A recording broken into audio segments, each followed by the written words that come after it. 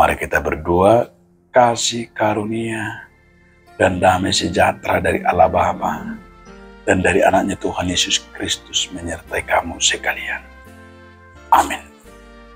Shalom Bapak Ibu, saudara-saudaraku dalam nama Tuhan Yesus Kristus. Belum kita beraktivitas, marilah kita mendengarkan firman Tuhan yang tertulis dalam kitab Lukas 1 ayat 52. Ia menurunkan orang-orang yang berkuasa dari tahtanya dan meninggikan orang-orang yang rendah.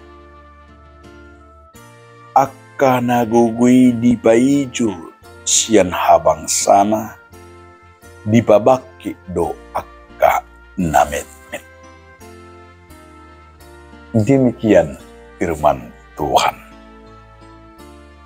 Bapak, Ibu, saudaraku sekalian di dalam nama Tuhan Yesus Kristus, saya membuat judul renungan kita hari ini, kebahagiaan orang yang rendah hati. Mertua mahalang na di bagasan dia metoruk ni rohan. Kebahagiaan orang yang rendah hati itu luar biasa. Nah perjulo ame, dia akan ditinggikan.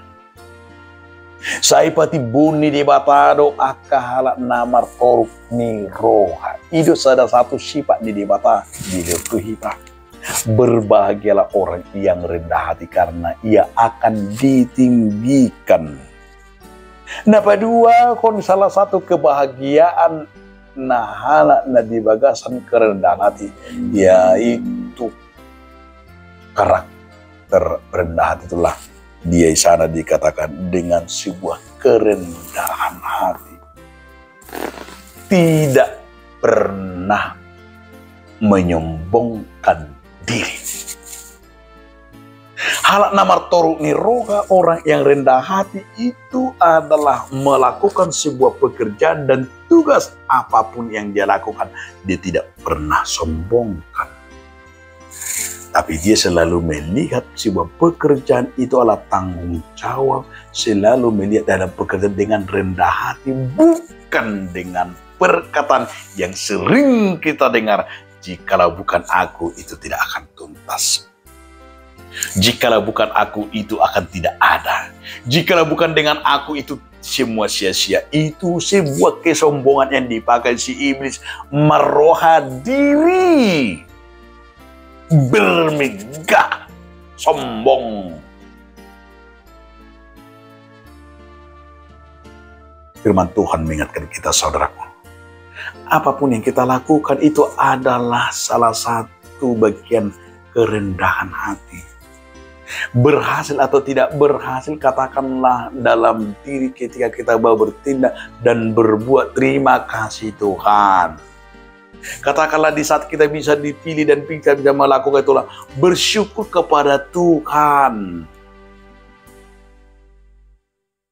Bagian mengelak juga adalah bagian yang tidak ada kemampuan dengan rendah hati.